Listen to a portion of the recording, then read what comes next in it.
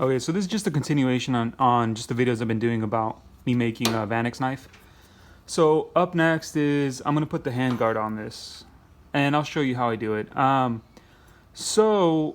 like to do is I like to have it to where it does fit, but it barely fits in there. So I have to basically smash it in there. And I already did it once. I checked the gaps and everything. So if I do it by hand, this is basically as far as it goes. All right. I'm not trying to push it forward. I'm just trying to take it out now. So there you go. All right. So I already smashed it in once, and I checked the gaps and everything. It's fine. So now I got to do it again, but this time I'm gonna put epoxy on there. And whenever you're making it's all messed up, but I'm gonna smooth all this out later after it's on there. But whenever you make hand guards, just make sure to label it. So basically this little arrow here it means it's wherever the arrow is means up for me, and the way it's pointing that's the way the blade is pointing. So it's gonna go like this. Okay, so right now I'm just going to show you how I put the handguard on there. So I have some epoxy on the blade itself. I cleaned everything with alcohol, and I scratched up everything too, just so it gets a mechanical bond. I think that's what it's called. And so now I'm just going to add a little bit of epoxy to this. And I'm not going to show you the part, well, after I seat it where it's supposed to go. I'm not going to show you the part afterwards. I have to basically check that it's actually like, if it's seated down correctly, if it's all the way where it should be. And I have to take that off and then look, and then take it off and look, and then smack it maybe a few more times. We'll see. But so I won't show all that, but I will show you just so you get the gist of it. And I'm just going to use just a regular, it's called a maul, I think. And so the maul and these two pieces of wood that are the same height, and I'm just gonna make sure I put it how I should. So I have it marked there. Whoop, have it marked there, and so this goes towards the blade, up, and it's gonna leave epoxy, but it doesn't matter. I'm gonna clean all that up later. And all right, so right about there.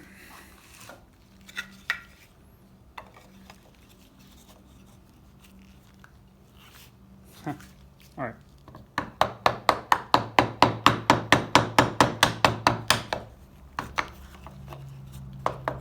So I mean, it's not like violent hits. You just want to seat it in there. Make sure it's going where it's supposed to go.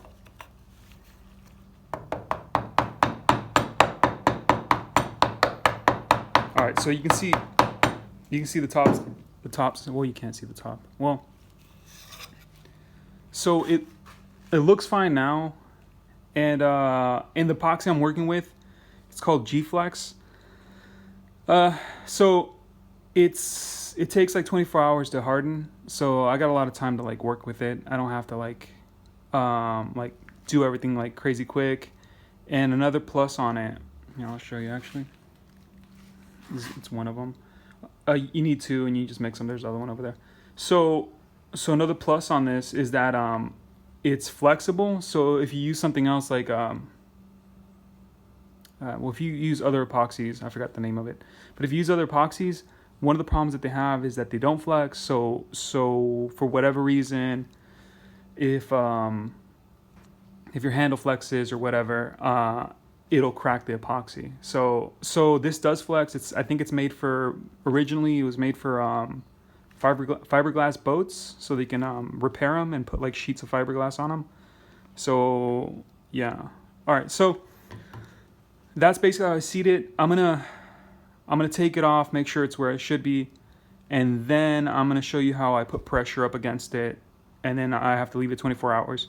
But I'm gonna show you how I put pressure up against it so that so it stays where I want it to be. Okay, so how I keep pressure on the thing itself, on the handguard. So I clamp it and then I smack the top. Oop. I smack the top with basically this mole. So when I clamp it, it keeps pressure. Yeah, the boards keep pressure together, and then when I hit it on top, it's gonna put it right up against this thing. So then now I just gotta make sure. I just eyeball it. I could use a square and all that, but I don't know. I just like using my own eyes and all that stuff for everything instead of doing measurements and all this other stuff.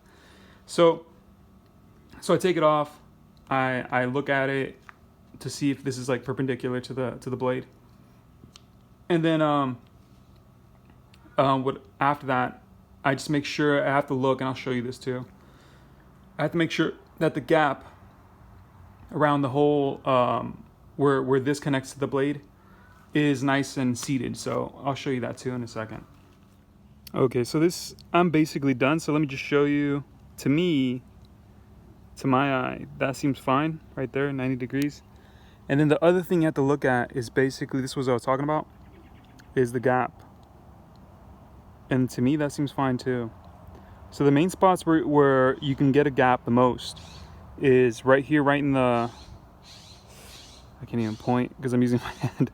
So right at the two edges. So where you would see a gap, where it's more likely to see a gap, is basically on the edges. And the other thing you have to worry about is when you're using something this thin as a handguard. So this is about 1/8 of an inch.